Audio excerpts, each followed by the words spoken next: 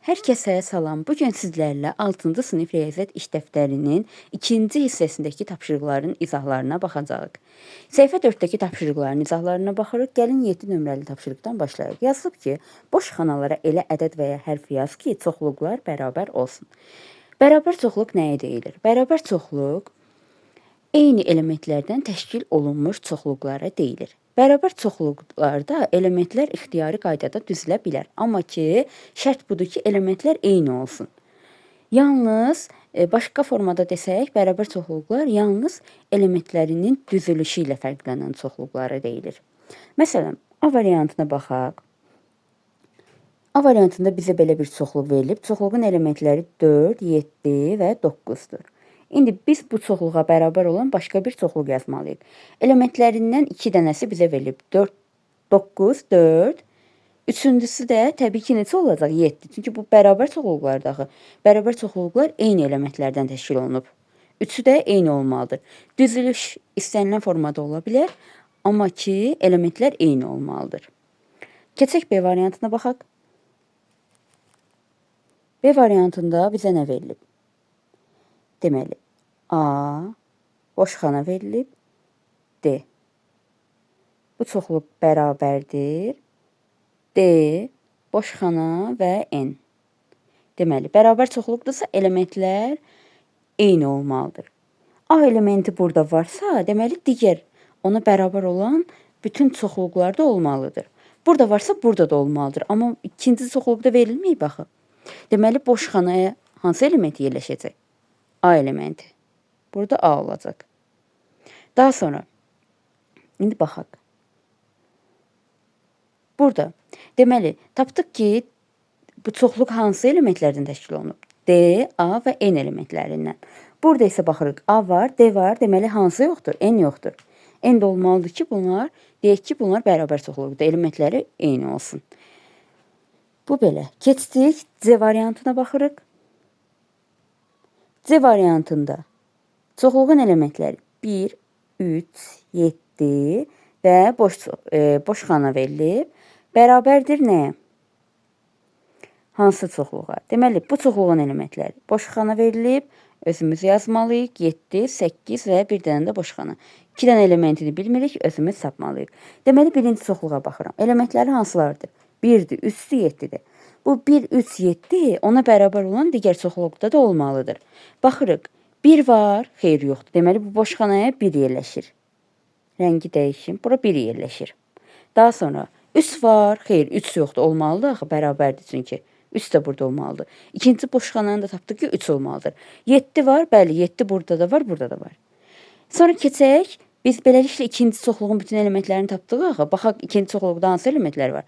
1 var, 7 var, 8 var, 3 var. Baxaq 1-də hansıdır? 1, 3, 7. Hansı yoxdur? 8 yoxdur. Deməli, birinci çoxluqda 8 də olmalıdır. Və beləliklə görürük ki, bütün elementlər bərabərdir. Sadəcə düzülüşü ilə fərqlənirlər. Belə. C variantı da yazdıq. Keçək baxaq 8 nömrəli tapşırığa. Yazılışda yalnız 1, 2, 3 və ya 4 rəqəmləri iştirak edən 2 rəqəmli cüt ədədlər çoxluğunu A ilə işarə et və elementlərini sadalamaqla yaz. Deməli, biz bir çoxluq yaratmalıyıq. Çoxluğu A ilə işarə edirik. Bu belə. Daha sonra çoxluğun elementləri hansılar, nələr olmalıdır, hansı ədədlər olmalıdır, onu düşünək. Deməli, elə ədədlər olmalıdır ki, o ədədlərin yazılışında biz təkcə 1, 2, 3 və 4-dən istifadə edək. Və 2 rəqəmli cüt ədədlər olmalıdır. Deməli, 1, 2, 3, 4 rəqəmlərindən istifadə etməklə 2 rəqəmli cüt ədədləri yazaq. Birinci başlayıram. Cüt ədəd nəyə deyilir? Ümumiyyətlə bunu bilməz. Birinci cüt ədəd sonu 0, 2, 4, 6, 8 ilə bitən ədədlərə deyilir. Burada cüt rəqəmlər 2 və 4-dür. Deməli, sonu 2 və 4 ilə bitənləri yazmalıyıq. Digərləri yoxdur. 12 cütdür. 32 cütdür. 22 özü də cütdür. Daha sonra 42 cütdür. Sonu 2 ilə bitənləri yazdıq. Bunları indi çoxluğa da qeyd edeyim. Çoxluğun elementləridir. Çünki 12 ardıcılıqla yazsın, fərqi yoxdur əslində. 22, 32, daha sonra 42. Fərqi yoxdur, çünki digərlərini yazsam ardıcılıq pozulmuş olar, onsuz ədədlərin ardıcılığı. Sonra ardını keçək. Dedim ki, bir də 4 ilə bitənləri yazmalı idi, çünki bunlardan təkcə sonu 2 və 4 ilə bitənlər cüt olur onsuz. Digərlərinə baxmağa ehtiyac da yoxdur onsuz. Və 2 rəqəmli baxırıq da təbii ki. Deməli, sonu 4 ilə bitənləri yazıram. Hansı var? 14 var, daha sonra 24 var, 34 var, 44 özü var. Başqa nə var? Başqa yoxdur. Bunları da çoxluğa qeyd edirəm. 14, 24, 34 və 44. Beləliklə, ad çoxluğunu təşkil edən elementləri tapmış oldum. İndi bizə nə sual verilib? Ad çoxluğunu birinci deyir ki, A ilə işarə et və elementləri sadalamaqla yazdıq. Daha sonra ad çoxluğunun neçə elementi var? Baxaq. 1, 2, 3, 4, 5, 6, 7, 8. Ad çoxluğunun 8 elementi var. Deməli, birinci sualımızın cavabı 8. Daha sonra boş xanaya baxaq, daxildir və ya daxil deyil simvollarından uyğun olanı yaz. İndi gəlin rəngi dəyişim. Baxın. 23 ad çoxluğuna daxil idi. Xeyr, təbii ki. Onsuz bilirik ki, 23 tək ədəddir, daxil ola bilməz. Ad çoxluğu deməli 2 rəqəmli cüt ədədləridir. Daxil deyil. Daxil deyilsə, baxın, bir dəqiqə, bu biraz yaxşı olmadı. Bir işarəni qoyuruq. Bu daxildir olur, amma üzərinə xətt çəkdikdə daxil deyil olur. Deməli, daxil deyil. 44 daxil idimi? Bəli, daxil idi. Çoxluğa daxil idi. Daha sonra 26 daxildir? Xeyr, daxil deyildi. Çünki 6 rəqəmindən istifadə etməyə bizə icazə verilməmişdi. 6 rəqəmi orada yazılmamış. Daxil deyil. Daha sonra 52 daxildirmi? Xeyr, 5 rəqəmi də yox idi. Ona görə 52-ni də daxil etməmişdik. 32 daxil idimi? Bəli, cütdür, 2 rəqəmlidir. 3-də, 2-də istifadə edə bilərdik və az çoxluğunun elementləri kimi də qeyd etmişəm. Oradan da baxıb yaza bilərsiniz. Yəni, bura daxildir. 14 daxildirmi? Bəli, daxildir, 2 rəqəmlidir, cütdür və 4 rəqəmindən, 1 rəqəmindən istifadə etməyə icazə verilmişdir də, yəni daxildir bu. Buradan da baxanda görə bilərsiniz də, hansı daxilsə bunları bu çoxluqda yazmışam. Belə. Daha sonra davam edək. Neçə nömrəli tapşırıq ilə? 9 nömrəli tapşırıq ilə davam edirik. Baxaq, 9 nömrəli tapşırıqda bizə nə verilib? Deyilir ki, çoxluğu onun elementlərini sadalamaqla yaz. Deməli, 20-dən kiçik 3-ə bölünən ədədlər çoxluğu. P hərfi mötərizədə P yazılıb, yəni P hərfi ilə işarə edirik. İndi gəlin, P çoxluğunun elementlərini müəyyən edək. P çoxluğunun elementləri hansılardır? 20-dən kiçik 3-ə bölünən ədədlər çoxluğu. Gəlin, burada 1-dən başlayaq. 1 20-dən kiçikdir, bəli. Təbii ki, 20-dən 19-a qədər olan ədədləri yoxlayarıq burada. Başlayaq 1-dən. 1 20-dən kiçikdir, 3-ə bölünən. 3-ə bölünürmü? Xeyr, 3-ə bölünmür. 2 3-ə bölünürmü? Xeyr. Bu deməli, bu çoxluğa daxil deyil. Daha sonra 3 3-ə bölünürmü? Bəli, 3-ü götürürük. Daha sonra 4 3-ə bölünürmü? Xeyr. 5 3-ə bölünürmü? Xeyr. 6 3-ə bölünürmü? Bəli, bölünür. 7 bölünmür. 8 bölünmür. 9 bölünür 3-ə. Ona görə götürürük. 10 bölünmür, 11 bölünmür, amma 12 bölünür. Daha sonra özünüz də tapa bilərsiniz. Məsələn, 15 bölünür. Bir daha yoxlamayaq, məsələn. Sonra 18 bölünür. Başqa yoxdur. 20-dən kiçik 3-ə bölünən ədədlər bu qədər. Belə. Deməli, P çoxluğunun elementlərini qeyd etdik. Daha sonra F çoxluğunu qeyd etməliyik. F çoxluğu baxaq hansı çoxluqdur. 24-ün bölənləri çoxluğu. Bölən nədir? Ədədin bölündüyü ədədlər çoxluğu. 24 hansı ədədlərə bölünür? Onları tapmalıyıq. 24 1-ə bölünür. Bütün ədədlər təbii ki, 1-ə bölünür. Daha sonra 2-yə bölünürmü? Bəli, bölünür 12 dəfə. 3-ə bölünür 8 dəfə. 4-ə bölünür. Daha sonra 6-ya bölünür. 8-ə bölünür. 12-yə bölünür. Daha sonra bir də özünə bölünür, yəni 24-ə bölünür. Belə. F çoxluğunun da elementlərini qeyd etmiş oldum. Sonuncuna baxaq. Boş xanaya daxildir və ya daxil deyil simvollarını uyğun olanı yazın. Baxaq. Deməli, 6 elementi pi çoxluğuna daxildirmi? Bəli, daxildir. 6 pi çoxluğunun elementidir. Ona görə daxildir olur. Baxın, daxildir işarəsini yazırıq. 6 F-ə daxilidirmi? Bəli, əlbəttə daxilidir. Daxildir. 9 P element P çoxluğuna daxildirmi? Bəli, daxildir. Daha sonra 9 F çoxluğuna daxildirmi? Xeyr. F çoxluğuna daxil deyil. Ona görə bu işarəni yazırıq. Daha sonra 8 elementi P çoxluğuna daxildirmi, daxil deyilmi? Xeyr. Daxil deyil. Daxil deyil işarəsini yazırıq. Daha sonra 8 elementi F çoxluğuna daxildirmi? Bəli, daxilidir. Ona görə daxildir işarəsini də burada qoyuruq. Belə. Davam eləyək, digər tapşırığa baxaq. Daha sonra nəyə baxırıq? Deməli, 10 nömrəli tapşırığa baxırıq. Yazılıb ki, verilən diaqrama əsasən doğru olanı bu işarə ilə, doğru olmayanı isə bu işarə ilə qeyd et. Deməli, gəlin baxaq. Bizə deməli nə verib? B çoxluğu D-nin alt çoxluğudur. Birinci alt çoxluq nə olduğunu bilməlisiniz. Əgər alt çoxluğun tərifi belədir. Əgər tutaq ki, hər hansı bir A çoxluğu və B çoxluğundan danışırıq. A çoxluğunun bütün elementləri B çoxluğuna daxildirsə, bu zaman biz deyirik ki, A çoxluğu B-nin alt çoxluğudur. İndi gəlin burada başlayaq və bunu da deyim ki, alt çoxluq belə işarə olunur. Bu işarə də alt çoxluğun işarəsidir. Gəlin baxaq. Verilib ki, B çoxluğu D-nin alt çoxluğudur. Əgər B çoxluğu D-nin daxilində yerləşirsə, bu deməkdir ki, B-yə daxil olan bütün elementlər həm də D-yə daxildir. Bəli, B narıncı rəng ilə göstərilib, D isə boz rəng ilə. B çoxluğu D-nin daxilində yerləşir gördüyünüz kimi. Deməli, B-nin bütün elementləri D-yə daxildir. Deməli, B D-nin alt çoxluğudur. Bu doğrudur. Daha sonra C D-nin alt çoxluğudur. Bəli, C-nin bütün elementləri D-nin daxilində yerləşdiyi üçün bu deməkdir ki, C-nin bütün elementləri də D-yə daxildir. Doğrudur. Daha sonra B C-nin alt çoxluğudur. B C-nin. Xeyr. B C-yə daxil deyil. Şəkildən də gördüyünüz kimi B C-nin daxilində yerləşməyib ki. Xeyr. Deməli, alt çoxluğu deyil. Daha sonra B daxildir G çoxluğuna. Bəli. Xeyr.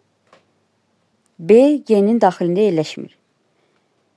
G çoxluğu B-nin daxilində yerləşir. Deməli, bu doğru deyil. Alt çoxluğu deyil. Yəni, B G-nin alt çoxluğu deyil. Daha sonra verilib ki, G B-nin alt çoxluğudur. Bəli, G B-nin daxilində yerləşibsə, əlbəttə G çoxluğu B-nin alt çoxluğu olacaq. Daha sonra G çoxluğu D-nin alt çoxluğudurmu? Bəli, G çoxluğu yaşıldır. D-nin daxilində yerləşdiyinə görə deyirik ki, onun alt çoxluğudur. Doğrudur. Daha sonra 11 nömrəli tapşırığa baxırıq. A müstəvi fiqurlar çoxluğu, B çoxbucaqlılar çoxluğu, D dördbucaqlılar çoxluğu, daha doğrusu C dördbucaqlılar çoxluğu, D üçbucaqlılar çoxluğudur. Daha sonra nə verilib? Doğru olanı bu işarəli, doğru olmayanı bu işarəli qeyd et. Neynəyək? Deməli, yazıb ki, B D-nin alt çoxluğudur. Baxaq, B nədir? Çoxbucaqlılar çoxluğu. D nədir? Üçbucaqlılar çoxluğu. B D-nin alt çoxluğu olması üçün B-nin bütün elementləri D-yə daxil olmalıdır. Çoxbucaqlılar üçbucaqlılara daxildir. Xeyr, təbii ki. Daxil deyil. Bütün çoxbucaqlılar üçbucaqlı deyil. Bu daxil deyil. Yəni, B D-nin alt çoxluğu deyil. Yanlışdır. Daha sonra C B-nin alt çoxluğudur. Baxaq. Dördbucaqlılar çoxluğu çoxbucaqların alt çoxluğudurmu? Bəli. Dördbucaqlılar özü də bir çoxbucaqlı sayılır. Bu doğrudur. Daha sonra A çoxluğu C-nin alt çoxluğudur. Baxaq. Müstəvi fiqurlar çoxluğu dördbucaqlıların alt çoxluğu. Xeyr. Dördbucaqlılar çoxluğu müstəvi fiqurların alt çoxluğu olacaq. Çünki dördbucaqlıların bütün elementləri, dördbucaqlılar çoxluğunun bütün elementləri müstəvi fiqurlar çoxluğuna daxildir. Yəni, bu doğru deyil. Bütün müstəvi fiqurlar çoxluğu dördbucaqlılar çoxluğuna daxil deyil. Doğru deyil. Daha sonra B A-nın alt çoxluğudur. B çoxbucaqlılar çoxluğudur. A da müstəvi fiqurlar çoxluğu. Çoxbucaqlılar çoxluğu müstəvi fiqurlar çoxluğunun alt çoxluğu olurmu? Bəli, təbii ki. Bütün çoxbucaqlılar həm də müstəvi fiqurlardır. Yəni bu doğrudur. Daha sonra C A-nın alt çoxluğudur. Yəni dördbucaqlılar çoxluğu müstəvi fiqurlar çoxluğuna daxildirmi? Bəli, təbii ki, daxildir. Doğrudur. D A-nın alt çoxluğudur. Yəni üçbucaqlılar çoxluğu müstəvi fiqurlar çoxluğunun alt çoxluğu olurmu? Bəli, təbii ki, olur. Çünki bütün üçbucaqlar həm də müstəvi fiqurlardır. Yəni üçbucaqlılar çoxluğu müstəvi fiqurlar çoxluğuna daxil olduğu üçün deməli onun alt çoxluğu ola bilər. Belə. Keçək 12 nömrəli tapşırığa baxaq. Verilən diaqrama əsasən A, B və C çoxluqlarını deməli elementlərini sadalamaqla yaz. Baxaq. Başlayaq hansı çoxluqdan? C-dən başlamaq istəyirəm. C daxildə yerləşir. Baxın, C-nin elementləri hansılardır? Ə və İ. Baxın, bu C-dir. Bunun elementləri onun daxilindəkilər olar da təbii ki. Ə və İ yazıram, baxın. Ə elementi, bir də İ elementi. Bunlar C-nin elementləridir. B-yə baxaq. B-nin daxilində yerləşən elementlər M, N və K. M, N, K. Daha sonra A-ya baxaq. A çoxluğu gördüyünüz kimi həm B, həm C A-nın daxilində yerləşir. Deməli, həm B-yə, həm C-yə daxil olan elementlər həm də A-ya daxil olur. Əlavə olaraq da A və U da A-nın elementləridir. Yəni, baxaq A-nın elementləri hansılardır? Bir sözlə, burada bütün elementlər, gördüyümüz bütün elementlər elə A-nın elementləridir. Çünki hamısı elə A-nın daxilində yerləşir. Deməli, başlayaq. A, U, daha sonra M, N, K, M, N, K, digərlərini aşağıdan yazıram. Deməli, Ə, bir də İ. Belə. Deməli, bunlar da A çoxluğunun elementləri olur.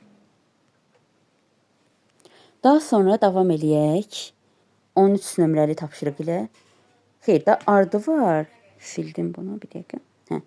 Deyir ki, bu çoxluqlardan hansının digərinin alt çoxluğu olduğunu uyğun işarənin köməyi ilə yaz. İndi baxaq, hansının alt çoxluğudur? Təbii ki, baxaq, C çoxluğu A-nın daxilində yerləşibsə, yəni C-yə daxil olan bütün elementlər həm də A-ya daxildirsə, deməli C çoxluğu A-nın alt çoxluğudur. Baxın, yazıram, alt çoxluğu işarəsi də bildiyiniz kimi, bayaq dediyim kimi belə yazılır. C A-nın alt çoxluğudur. Daha sonra başqa hansının alt çoxluğudur? Həmçinin də B çoxluğu da A çoxluğunun alt çoxluğu olur. Çünki B-yə daxil olan bütün elementlər həm də A çoxluğuna daxildir. Bu da belə. Başqa alt çoxluq yoxdur. Keçək 13 nömrəli tapşırığa, son tapşırığa. A, B, C, D çoxluqlarının elementləri verilib. Doğru olanı və doğru olmayanı qeyd etməliyik. Deməli, bildiyiniz kimi bu işarə nə idi? Alt çoxluq işarəsi idi. Nə deyir bizə? Deyir ki, B D-nin alt çoxluğudur. Baxaq, B-nin bütün elementləri D-yə daxildirmi? B-nin elementləri N və A-dır. N də var D çoxluğunda, A da var. Yəni, bu nə deməkdir? B-nin bütün elementləri D-yə daxildir. Deməli, B D-nin alt çoxluğudur. Bu doğrudur. C B-nin alt çoxluğudur. C-nin elementləri N, A və R. B-nin elementləri isə N, A-dır. R elementi C-də var, amma bu B-yə daxil deyil. Yəni, C-nin bir dənə elementi B-yə daxil deyil. Bütün elementləri B-yə daxil deyil. Deməli, daxil deyilsə, bu onun alt çoxluğu deyil. Bu yanlışdır. Sonra A C-nin alt çoxluğudur. Baxaq, doğrudurmu? A-nın bir dənə N elementi var. C-də N, A, R. Yəni, N elementi həm də C-yə daxildir də. A-nın elementi C-yə daxildirsə, deməli, A C-nin alt çoxluğudur. Doğrudur. A D-nin alt çoxluğudur. A-nın bir dənə N elementi var və bu da D çoxluğuna daxildir. D çoxluğunun da daxilində var. Həm də yəni D çoxluğunun da elementidir. Deməli, bu da doğrudur. C A-nın alt çoxluğudur. C-nin elementləri N, A və R. A-nın elementləri isə N-dir. Xeyr. C-nin bütün elementləri gördüyümüz kimi A-nın elementinə daxil deyil. A çoxluğunun elementlərinə daxil olmadığı üçün bu C çoxluğu A çoxluğunun alt çoxluğu deyil. Bu yanlışdır. Daha sonra D çoxluğu D çoxluğunun alt çoxluğudurmu? Bəli. Hər bir çoxluq özünün alt çoxluğu olur. D-nin elementləri elə U, A, U, R, A və N-dir və bu da elə D-yə daxildir. Yəni, hər bir çoxluq həm də özünün alt çoxluğudur. Bunu yadınızda saxlamalısınız. saxlamalısınız. Yəni bu doğrudur, bəli. Beləliklə, səhifə 4-dəki tapşırıqların da sonuna gəldik. Kanala abunə olub, videoları bəyəndinizsə, like atmağı, daha sonra şərh yazıb dəstək olmağı unutmayın. Çox sağ olun.